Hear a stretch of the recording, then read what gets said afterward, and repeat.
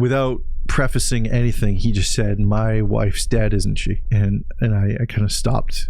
I looked up at him, and he says, "She's gone, isn't she?" And I said, yes, sir, she is. She passed away some time ago." And it was like he'd heard it for the first time. I mean, he wept. He just disintegrated in the back of the ambulance. We were called to the residence of an elderly man who had phoned in saying that his wife had gone missing. And the reason that it was kicked down to us, the paramedics, was because in our tiered system, anything that has a potential medical element and is not considered life and death as involving imminent emergency with weapon or whatever, some sort of criminal action, generally gets pushed down to us. And so we responded to this house, and it was raining. I remember that. It was pouring out, and we pull up to this residence. There was a little porch light on, and we walk up to the door. Door is already cracked open. Walk into the house, make our presence known, and there's an elderly man kind of pacing his living room. And he was so grateful that we were there. Said, "Thank you so much for coming. Oh my God, my wife, she's out in this. She's out. She just walked out. Oh my God, we need to find her." And this guy was probably close to 90. Like he was late 80s, and he said his wife was of similar age. So, in this weather, and it was late at night, so he had said that she was wearing her pajamas. There was a real big possibility here that this could go sideways. And so I told Ryan that I was going to go and do a canvas of the block, and we had our radios on us, and he said, "Sure." So I take my flashlight. I had a big mag light at the time, and I leave the residence, and I decide to do a canvas. I walk around. I'm shining into bushes. I'm shining into alleyways and everything. And my thought process at this time was that his wife had some cognitive impairments, which was later confirmed by him, that she had what he called old timers, which was Alzheimer's, of course. And so I'm radioing back and forth with Ryan, relaying about how far I am, what street I'm turning onto, etc. And we'd asked to get police rolling on this just because it did involve a missing person. And so they were dispatched relatively quickly to our location. And on my way back around from the top of the block, heading back toward the residence, I see a cop car parked in behind our ambulance. So I go in and meet up with the police officer, explain what had happened, what we were there for, what we were discovering. And so we went back into the house, and Ryan was sitting with the individual and looking over some medications and everything. And this guy was just beside himself, just, obviously distraught and worried. And we got a description of the wife, and the police officer ran out to the car, and a second police officer shows up to assist and see what's going on. And the first officer comes back in probably after about 5 or 10 minutes. Didn't seem like that long a period of time. He comes in and he sort of waves me over. So I withdraw myself from the conversation. I head over to the cop, and he goes, "Hey, so this individual, this guy," and he points over to the old man, and he said he's a widower. Like his wife died about 10 years ago. And I was like, "Why do you get? She's deceased. She's not at this residence for almost a decade." And so now we start kind of changing our questioning. We start asking, kind of some pointed questions his way. "Hey, what day is it?" Right? And he says Tuesday. It was not Tuesday. Not that day. And so Ryan said, what year is it? And he says 1996. And at that time it was 2012. So we realized that we were dealing with absolutely cognitive impairment, but it was of this elderly man. And so we explained to him that the police are going to remain on scene and look for answers to his wife's whereabouts. And the one thing I was always trained in school was never to lie to patients. You never lie outright. What I mean by that is, in moments where somebody who's badly wounded, for example, badly injured, and they said, "Am I going to die?" You don't give them false assurances and say, "Not today, I'm going to save you, don't worry." Like you don't ever overpromise and say something that you can't deliver on. And you can guide things and use half truths and half measures to placate situations and to mitigate circumstances that might make the call overall more difficult. And we did. We coaxed him into the ambulance. He finally comes into the ambulance, and I wrap him up in a blanket. It's cold out. It's like a cold February rain, you know. And so I'm wrapping him up here, and Ryan hops up front to drive, and we're going to head to the downtown hospital. And on our way there, I just remember hearing the rain hitting the metal of the ambulance and the rattling of everything just in the truck. And the old man, without prefacing anything, he just said, "My wife's dead, isn't she?" And I kind of stopped. I looked up at him, and he says, she's gone, isn't she?" And I said, yes, sir, she is. She passed away some time ago. And it was like he had heard it for the first time. I mean, he wept. He just disintegrated in the back of the ambulance. And he cupped his face, and he just wailed. And I remember putting my hand on his shoulder and telling him that he wasn't alone. We were here. We were going to get him some help. We were going to see if he had any family to reach out to. They had no kids. There was no family. It was he and his wife who had died 10 years ago.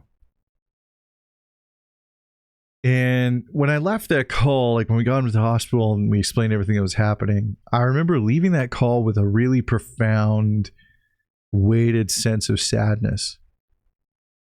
And I wanted to go back. I hoped that during my shift we would end up back at that hospital because I wanted to go and check in on him. But we never did. I never saw him again. Ironically, he lived about a block and a half over from a friend of mine who lived in the city. And I remember having drinks one night, and I just, hey man, let's go for a walk. It was decent weather, you know, still kind of a chilly late winter, early spring kind of day. But I was like, yeah, let's go for a walk. We had a few beers. I went for a walk, and I walked by this old guy's house, and it looked like nobody was home. And I wanted to walk up and knock, but I also at the same time I was like, I'm on my days off, and I don't know if I want to open that whole kettle of worms, and so I never did. I just walked by this house, and I remember losing conversation with my friend. You know, I kind of lost track of what he was saying, and I just thought about that old man, and sometimes I still do.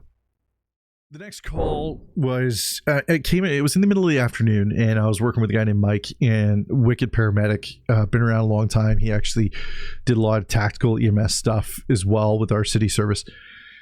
And the call came through as traumatic injury, which can be any number of things. But as we were on the way to the call, I was looking at the dispatch notes, and the call came across and said a 4-year-old male, laceration to neck. Holy crap. So now we're, you know, I got gloves on, I got a second pair of gloves, and I threw some gloves to Mike, and we're getting ready now. We're locking in, right? We're locking in, getting ready to show up and see what we have to do. And we get there, and there's this mom who is just frantic by the window or by the door, losing her mind, waving us in as frantically as she can. We go into the house. What had happened was, it was kind of during a spring cleaning. They had decided to take some of their windows and remove them, and they were resting kind of down where the windowsill would be, right? But they were just kind of angled along the wall. And this 4-year-old kid must have been playing, and he was kind of running and jumping up over this little ottoman, right? He was just running in circles, jumping over the ottoman. And at one iteration of that jump, he must have, you know, misstepped, and down he went, and he went through a pane of glass and had a big cut to his neck. And so when we get there, the father is in the room, surrounded by glass, holding this 4-year-old who's quite pale and not crying, which, when it comes to kids, is not really a great sign. You know, you'd like to see a lot of noise and a lot of vigor, but he's pale, not really making a lot of noise. You could see the shocked, stunned look in his face, and he was very aware of what was going on, but the lack of crying was something that was quite concerning to us. And so I go, I'm like, okay, you get the towel on his neck. I was like, can I just ask you a few questions? When you placed pressure on his neck, did you notice if the blood was spurting or kind of just oozing out? And he's like, I don't know. I'm not sure. I don't know. I'm like, okay, fair enough. And so I take my gloved hand and I replace his hand, and we move the kid over to the stretcher, start doing our whole assessment, vital signs, all those things, and grabbing bandages and gauze. And I slowly moved the towel back to see, and it was luckily not a jugular puncture or carotid or anything, but there was some vasculature showing, and so it was a decent laceration. You could see some fatty tissue and stuff. So put the towel back up and then wrap some stuff around it, some gauze, and end up racing off to the hospital with this kid, and the dad was with us, and working on him, and we get him to the hospital, hand over care to the awaiting staff. And I remember the dad turning to us at the end of it as we were leaving, packing up our ambulance and cleaning, disinfecting and all that stuff, comes up to us and he goes, I don't know how you guys do. They're like, how you're so calm, and you know, oh my God, thank you so much, appreciate it. Anyway, he walks away, and Mike and I look at each other and we're like, dude, I was shitting my fucking pants. I was like, I was shitting my pants too, man. And it's funny what you portray outward as opposed to what's actually happening inward, and what people see of you versus what's actually happening. But calls like that, yeah, like they get your blood pumping, they get your blood boiling, and you're either locked in or you're scared out of your mind, or in our case, a combination of both. I was working with this guy, his name was Brendan, and he was an amazing human being, an amazing paramedic, and it was the middle of the winter, early morning shift start time, and he had not had breakfast. I hadn't had breakfast, no coffee, no nothing. So we're like, let's go to the McDonald's, go get ourselves some breakfast. So we start driving down to the McDonald's. I'm in the passenger seat, he's driving that day, so I'm attending. And we make it to the McDonald's, and he goes to back into the spot, and just right out front, and I'm watching in the rear view or the side mirror here, and then I just see this big tuft of snow come falling down, and I was like, hey Brandon, and he goes, yeah, and I was like, I think you just hit the canopy. Like the McDonald's that we're going to had a canopy that kind of overlooked or hung down from the shop, and when there's tons of snow on it and tons of snow outside, you can't really see it. Anyway, he dented the whole canopy, just, and snow just pummeled down. And I was like, yeah, dude, you just ran into the McDonald's canopy. And he goes, what? We got a call and have to go? No. And he starts driving away, and we look, and yeah, he hit the canopy. And to this day, I swear to God, 2026, they have still not replaced the canopy. If you go to the McDonald's in the lunchroom area of Edmonton, Alberta, you will see a dent in the canopy, and that's from us. Later that day, we get a call, and it came across as a traumatic injury, which a lot of calls often do. And we go, and it was to a 17-year-old male who had 17-year-old male who had some rough intercourse with his partner, and had ended up fracturing his penis. I didn't know that was a thing at that time. I didn't know. I was just, what? And I remember, like, I took a look because he explained what was going on, and yeah, it was like swollen and angled, like it was broken. And I was like, oh, Ryan, holy crap. And he looks, and he's like, oh yeah, and I was like, that's the thing. He goes, that's the thing. So we're packaging this kid up, and all of a sudden we just hear this door kind of kick open, and we look, and it's a mom. She'd come from work, and she's losing her mind, and she's, what happened? Oh my God, what happened? She's losing it, and we're packaging him up, and then she sees that we have some ice around his pelvic area. And she said, what happened?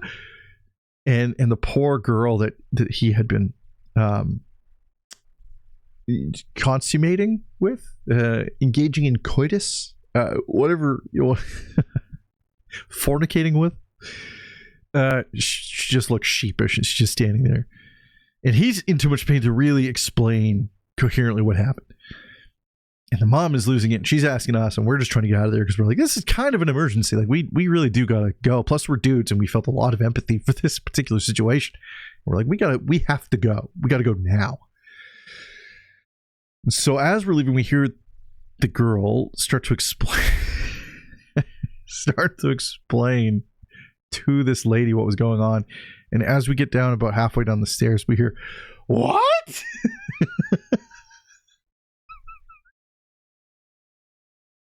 We snowball this kid with a shite ton of morphine and a bunch of other painkillers and get him to the hospital and give him some Entonox too, some laughing gas. And mom gets to the hospital. It's like like an old Costello routine, man. It was so funny just listening to him go on about nothing. And she's like, what are you doing in my house? Being a paramedic, man, there's never a dull moment. There is no job like it on this planet. I stand by that. But my grass is green from what I can see.